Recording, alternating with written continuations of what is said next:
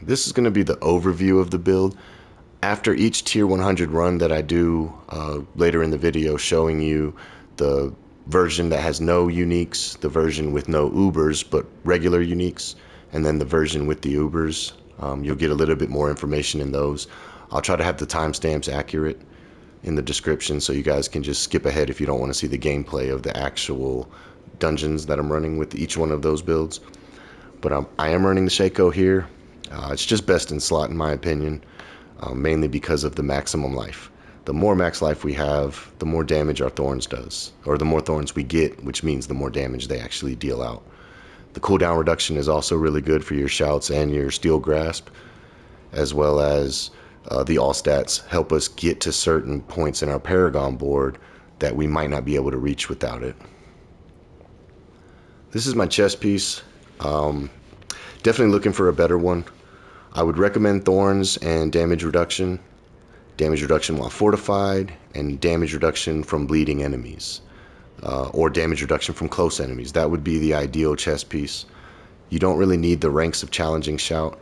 It does give you more DR when it's active, so it's better to actually have something that's a permanent, increase to your damage reduction rather as opposed to only when it's the shout's active. But you do want to go ahead and put Juggernaut aspect on your chest piece. For the gloves, I'm using Pain Gorger's gauntlets, and this has been awesome for this build. The way that we mark people is with steel grasp. So if they don't die from the steel grasp itself and they get pulled in, they're marked. Then you just slap them with your basic, and everybody else that was marked already is going to get all of that damage, exploded onto them. So works really well with pulling all the enemies in, giving them one smack with your basic attack, and then watching them just disappear. If you really want to get creative, and I think I do it in some of the videos or some of the clips you'll see, is I'll pull one group of enemies in and then run and pull another group in real quick, then hit that group, and the first group dies as long as it's within the 3 seconds. And this build is pretty fast, so you'll be able to do that more often than not. I am running my might on my pants. You can, obviously you can swap these. They can go on either aspect or either piece of gear. This one I'm actually pretty happy with, minus the max life roll. If I can get a higher max life or even a higher total armor, you'll see why I have so much armor in the build. I actually have way more than I need. But if I can find a better pair of pants, I like the DR while injured here on the pants, because it just saves you in those moments where you get hit by an on-death explosion, or you're getting struck by electricity and maybe you don't have your lightning resistance maxed out at the time. It helps to have that DR while injured. And then the more you use your frenzy, you're going to get that 20% DR for 6 seconds. Don't worry if you don't have one that's max time. You just have to swing your basic attack more often. For my boots, I'm actually running Hectic, believe it or not. The reason being is because we're constantly swinging our basic. So it's going to give something a cooldown. And we have 3 shouts, we have an ultimate, and we have steel grasp. All of them are cooldowns. So this just helps get something back that you might need at the time, even though it's random, but you're constantly swinging your basic attack. So good to get triple res here and movement speed. I don't really care for the implicit on this one, but I tried it with the other two. The attacks give your evade cooldown, and the one that has more max evades. The main reason, I'm gonna be honest with you guys, that I run this is for this reason right here. When you get into town and you get done with the dungeon, dash over here, you're in your menu, You're doing whatever you have to do, you know, you're imprinting, extracting, or whatever the case. And then you can just dash again and just, it's just faster, really. I use it mainly for being in towns. I don't really use it utility-wise when I'm in a dungeon or in a vault. But, you know, to each their own, however you guys want to run it. Here I'm using Moonrise. For the longest time, I was using Needle Flare. Needle Flare is the one that gives you 40% chance when damaged that Thorns deal damage all around you. And on your two-hander, obviously it's going to be 80%. And while it is amazing, this was melting bosses better for me. You know, getting that 160 versus I had, where I have Needle Flare here, I had Moonrise. So I had them flipped.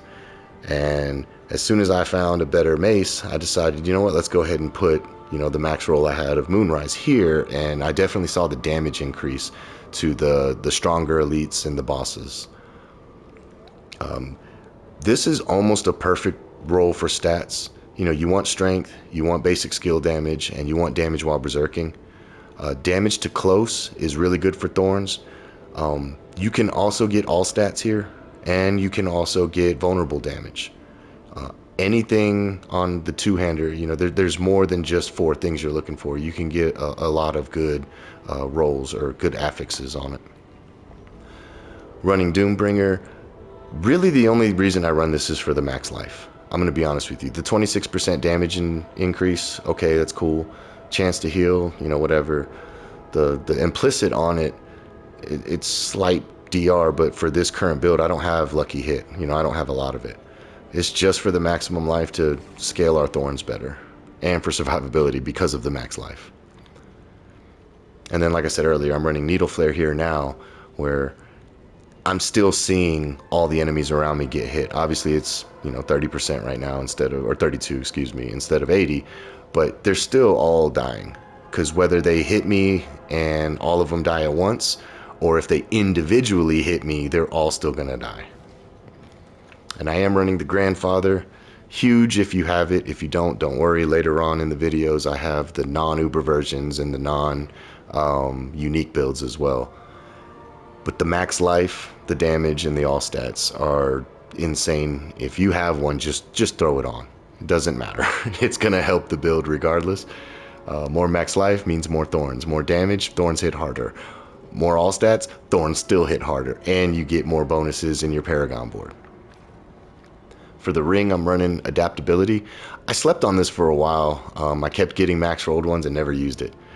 When I finally started to use it on Claw, my Stormclaw Druid build, I realized how awesome this aspect actually was when you're running a basic attack build. Obviously, you want Ring of Star of the Skies here, but I didn't have a need for it, so it's sitting in my stash right now for this current build. Because the basic skills dealing 80% multiplicative increased damage is constant. As soon as you start building up your Fury, you're going to be at 100% all the time with this build. So you'll always have that, you know, extra 80%. In conjunction, when this kicks in with the 160, it gets pretty crazy on the damage. Oops, excuse me. We'll go back to that. I'll show you that screen next. And then I am using the Loop of Burning Rage. Every time we're berserking, we're dealing fire damage. This is huge because of Steel Grasp. So we pull enemies in, they're vulnerable, we're berserking. They're on top of us because we just pulled them in. That fire alone can kill them. And if the fire doesn't kill them, they will hit us and kill themselves. So again, it just synergizes with the build very well. You could take this off and put, what's the aspect called? You could put this on, Bold Chieftain's Loop. I haven't really needed it. I mean, and that might be mainly because of this aspect. You know, casting the basic skills, giving me the cooldown on my shouts, on my ultimate, or on the Steel Grasp. So you could run that one if you wanted. And then if you ran that, you could probably put like Ghostwalker on your boots. It's something I haven't tried yet, but something that I definitely could see working, you know, perfectly fine for the extra movement speed, being able to run through people. and getting your shout cooldown back faster. I just feel like you're going to be swinging your basic attack anyways for the damage reduction, especially when you're in a group. Some people will panic and just try to evade and run. Just keep swinging. The more you swing, the more damage reduction you have. You know, get up to that 3 stack mark or 5 stack mark and just get max DR from your basic attack. My amulet, I've spent so much money on this thing, guys. It's got movement speed, cooldown reduction, tough as nails. I don't need the total armor. I'm actually looking for an amulet. As you can see, it's only 804 item power before the upgrades. I'm trying to find an amulet that has the movement speed, the CDR, tough as nails, and also outburst, so I can get even more thorns. But this is where I put Death Wish, so every time we're berserking, we're gaining thorns. I do have a maxed out one that I refuse to put on this amulet. If you want to see, I think I spent over 500 million, maybe even more already. Yeah, I'm already up to the 27 million mark. And at one point I had 1.8 billion gold, and now I'm under 800 million. And the majority of it was this amulet. And because it's not even a high item power amulet, you know, I could definitely use one that had a higher resistance to all. But so I kind of gave up adjusting this amulet, but for me, it's still my best in slot. Going on to the construct, I am running, as you see, I'm running Tempest. And the reason that I put Tempest there is for the constant safeguard. Honestly, that's the only reason. There are better options to put here, but I just feel that running it with Tempest with Safeguard, you know, it's constantly hitting, and then you're constantly getting the damage reduction. I did just switch out, where is it?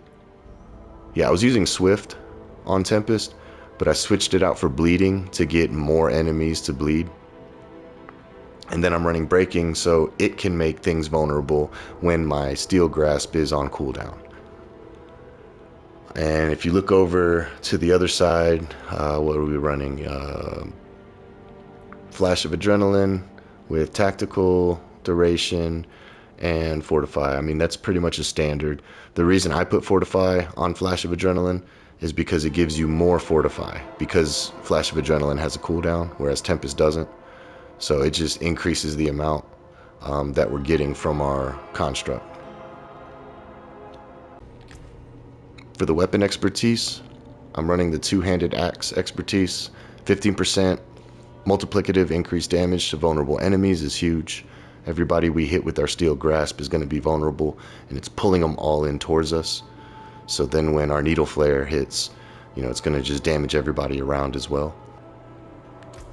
And for your skill tree, go ahead and max out Frenzy and go up towards Combat Frenzy. You don't need anything in this core area. However, we have to spend points to get to the next part of the skill tree, so that's why I put all the points into Frenzy. In your defensive skills section, 3 points into Imposing Presence for the extra life, 3 points into Martial Vigor for the DR against elites, 1 point into Rallying Cry, and we're going to go to Strategic Rallying Cry for the fortification, 3 points into Outburst, 3 points into Tough as Nails. If you have an amulet that has both, that's going to be ideal. For now, I'm still trying to get it, but Challenging Shout, 1 point.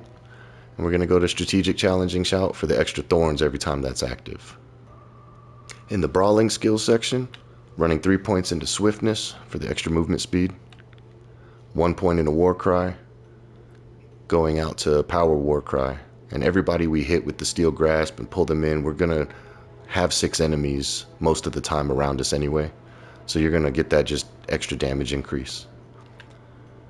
3 points into Booming Voice, 3 points into Raid Leader. Raid Leader actually works for yourself as well as your teammates. So even if you're playing solo, it's going to heal yourself.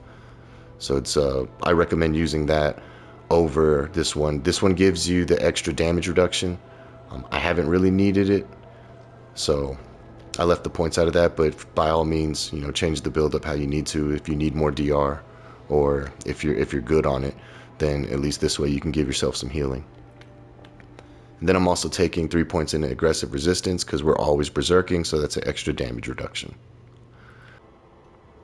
In the weapon mastery skills section, I'm running 3 points into pit fighter, 3 points into slaying strike, 1 point into hamstring. Everybody that hits us is going to be bleeding because of our tough as nails, and it can slow them. 1 point into thick skin, 3 points into counteroffensive. If you can find an amulet that actually has plus ranks to counteroffensive, this will be double, 24% multiplicative. Definitely would recommend that. Steel Grasp, you only need 1 point into here. The charge cooldown is almost insignificant when you start leveling this thing up. The damage it does, it can kill a group of enemies, especially in Hell Tides and in the seasonal areas. The grasp itself will kill people, but the main idea of this build is you want to pull them in so they can kill themselves when they hit you. You're making everybody vulnerable, and I run Fighter Steel Grasp, so we're always berserking. So we get that extra damage and the extra fire. And in the ultimate section, I'm running Wrath of the Berserker, which pairs very well with this build because we're constantly using our basic attack, so we're extending that berserking duration for 5 seconds. And then obviously all the way down to Supreme. And for the key passive, I'm running Unconstrained because we're always berserking. Everybody that we hit with our Steel Grasp is causing us to berserk. If you need more attack speed, you can take the 3 points away from Slaying Strike and dump those into Duelist. Let's say you don't have Moonrise, or you don't have a max rolled Moonrise. You can get your extra attack speed here with Duelist. One of the main things I'm doing with my Paragon board is I'm seeking out max life where it makes sense. Obviously in the very beginning, you want to grab all that max life you can. In my first board, I'm running Martial. You don't even have to have this at level 15 to get it active, is why I put it here. Once I get this build finalized and I'm level 100 and I have all my glyphs to the max range, I might have to make another adjustment to this video. But for now, I'm running Martial here. The best part about it is Steel Grasp is on a cooldown, and every time you shout, you're going to reset your Steel Grasp. So you don't want to pop all 3 shouts at once. I do it a lot of the times just out of habit of playing Barbarian, playing, the Whirlwind build and the Hoda build and Charge build. I have a habit of using all my shouts at the same time. But you don't need to, because you can shout once, use your Steel Grasp, use your battle or your Frenzy, and then shout again, and you'll have your Steel Grasp back. And the fact that it has 2 charges, you can stack it when you're not Steel Grasping all the time. So it goes really well there. Picking up the armor, picking up the damage. And then our next board, I'm running up to Carnage, strictly because this board had the most damage while berserking.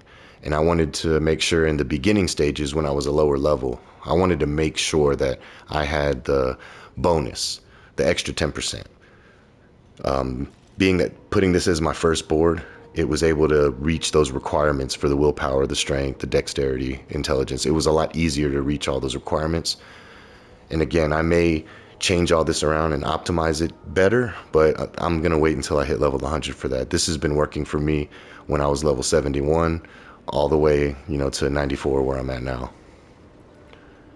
Picking up damage reduction from close enemies, just more DR. I am putting ambidextrous here.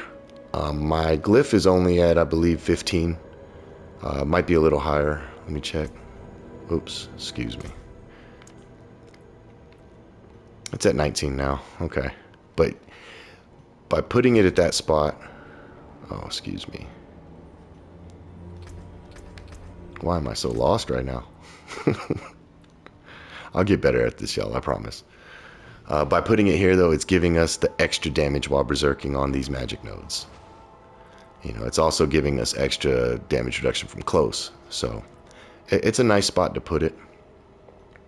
And then, of course, we are using one-handed weapons, so we're getting that 8% multiplicative increase right there. There's more damage while berserking as well.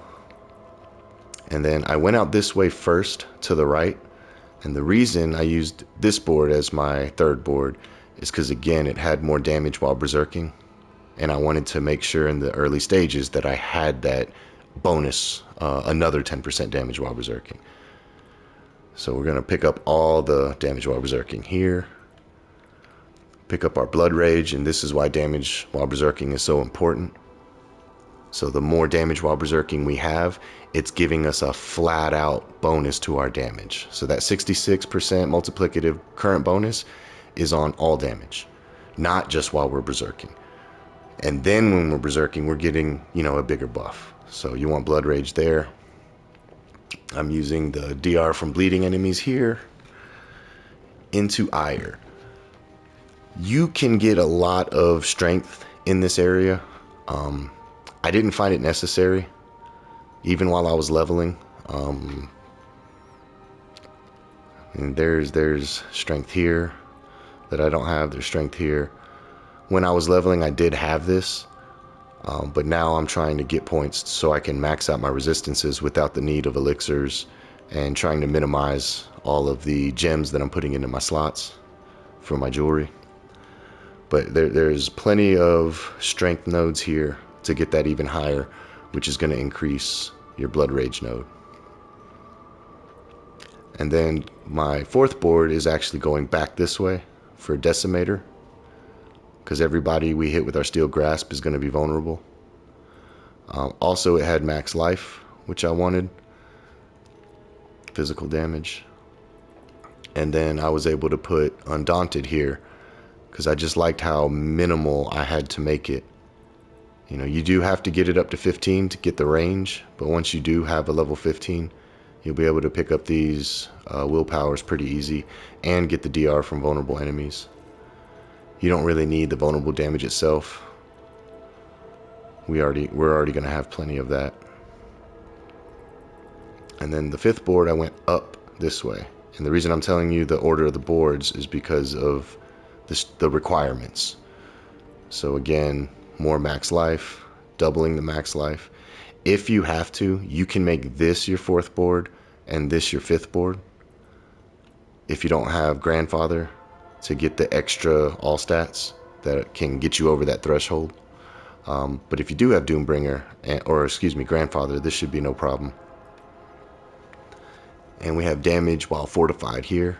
We're always fortified. Hopefully we're always healthy, but as you can see, I didn't really stack the healthy. I can actually pull this point off.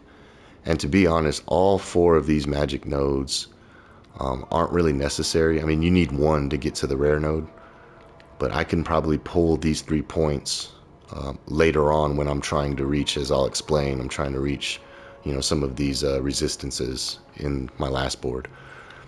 And for the glyph I'm using is Territorial. My Territorial is a very low level right now, I believe. Yeah, level 2. So this is just going to get stronger. But this whole area had enough dexterity where I didn't have to have it leveled up in order to reach the secondary, gaining 10% damage reduction from close enemies. And that's why I put it here. Don't care about the overpower for this build. The damage reduction while healthy is nice. So you can even, pull out the damage while fortified here and then go 1, 2, 3 into that if you're needing more DR. And then I went up from this board, and this is the board I'm currently working on.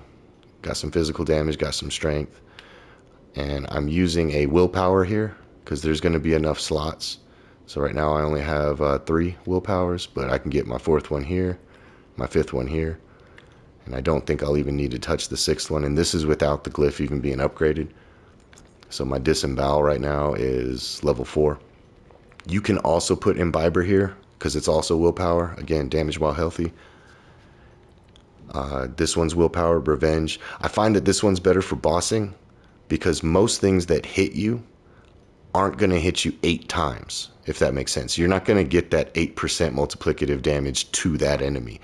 If it was all damage to all enemies, then this would be worth it. But it's only the enemy that hits you, and normally they're going to kill themselves when they hit you, and if not, you're going to take a couple swings with Frenzy and you're going to kill them anyways. Or another enemy is going to hit you and needle flare aspect is going to trigger and kill that enemy anyways. So really for bossing you could use it, but I haven't really had a need for revenge.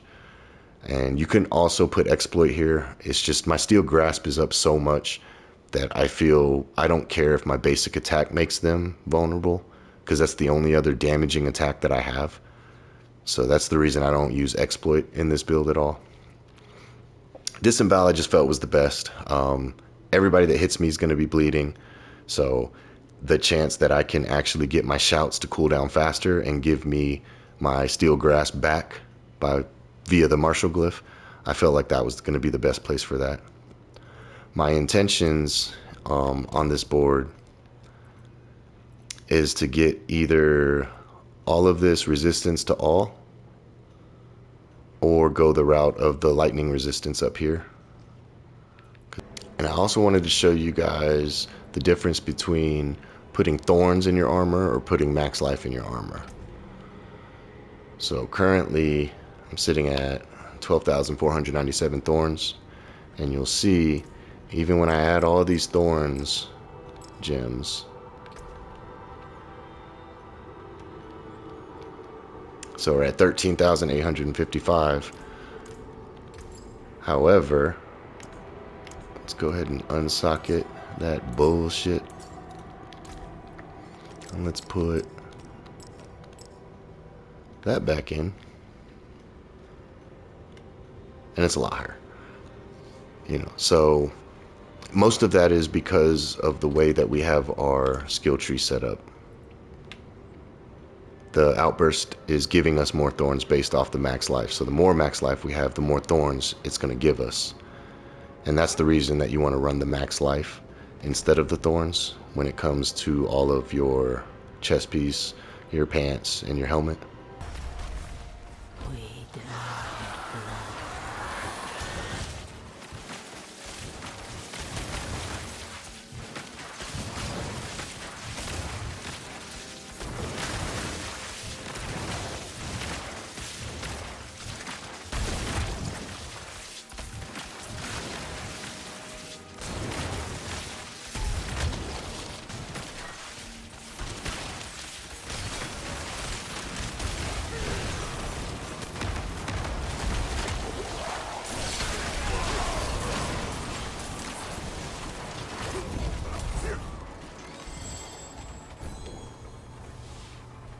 Here's our first of the 3 runs that I'm going to play from beginning to end. No elixirs used, no incense popped. I also tried to pick ones that weren't giving me a buff, like the increase to strength damage or even increase to fire damage would buff this build. So this particular one was extra shrines in the dungeon. I made sure not to pick the shrines up just so you can see the authentic gameplay without extra things that can make you even stronger. At the very end of it, it will show the loadout. So if you want to skip all this gameplay, I'll have the timestamp. If not, enjoy the gameplay, and I'll catch you guys in a little bit.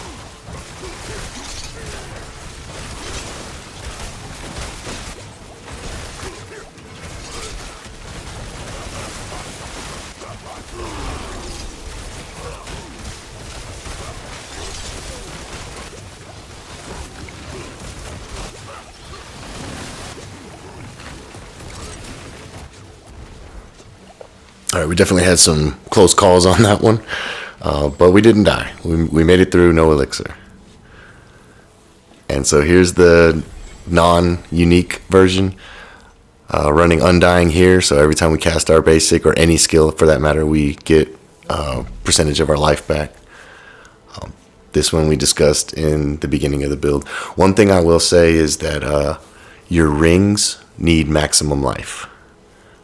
Oh yeah, we're running, rapid on our gloves in place of the pain gorgers. But yeah, you can also get the max life roll on your rings. I forgot to mention that earlier in the video. We use these boots, and we use those pants and that chest piece pretty much in all variations of the build. We use this in all 3 variations. This axe coming up, I just threw it in there. It was the only thing I had in my stash that was an axe, and I want the axe for the damage to healthy enemies because Thorns can't crit, so you don't want a sword, and we're not using a mace for the overpower. It wasn't a really big deal. I like putting Edge Masters here, just because your basic attack's constantly getting that 40% increase multiplicatively, and that stacks well with Moonrise and adaptability.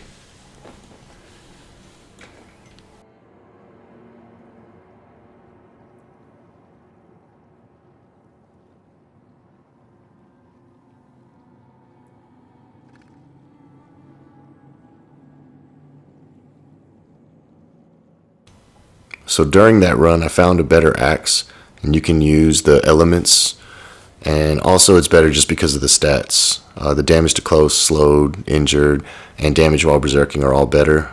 Reroll one of them for either all stats, strength. It just happened to pop up during that run, so I wanted to show that as a replacement.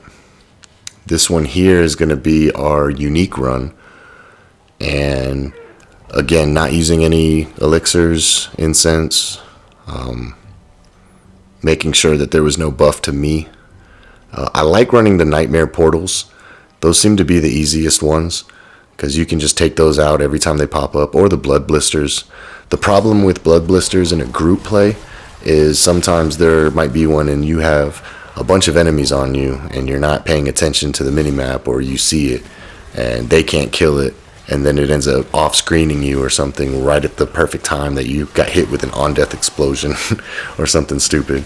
So that's the main reason that I don't run that. And in all of these runs, I could just fly through it. Trust me, I can get these vaults down to 2 or 3 minutes. But I wanted to actually show you the survivability and the damage and just kind of like the mechanics and the way it works. So I'll do the same thing as I did last time. I'll put the timestamp at the end if you want to skip to the loadout. If not, here is the gameplay of a tier 100 with Uniques.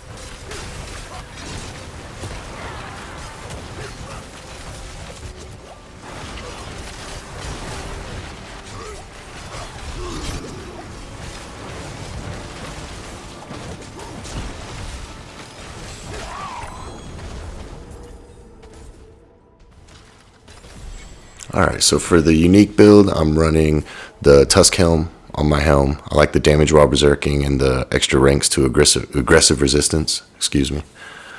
It works really well. Pain Gorgers is amazing, as I said in the beginning of the video. I use it in this version, and I also use it in my Uber build version. I just feel like it's best in slot for this particular build. Same pants, same boots. Yeah, all this is the same. The next sword is amazing because we're always at full fury, so that extra 0.4% per point of fury is going to be almost constant uptime on it. This is a real kicker. Ancient's Oath is best in slot if you don't have Grandfather. 100% for sure on that. I've done testing. The multiplicative it gives you when you grab people is all damage, so it's including your Thorns, including the fire damage around you, including your basic attack damage, and it hits 2 more enemies, so it's definitely the best thing you can have. There's the Ancient's Oath, which you can farm that in 2 different locations, I believe. You can get it from Beast and Ice, and you can go get it from Grigoire. So here you could make a case to run Battle Trance. So I think, yeah, I showed in this clip. Battle Trance, the main thing is the damage reduction, the cooldown reduction, but the ranks to Frenzy gives you an immediate increase in your damage output. It also gives you an extra 2 stacks, which are going to give you more damage reduction for your Frenzy. I don't like running it because I like movement speed.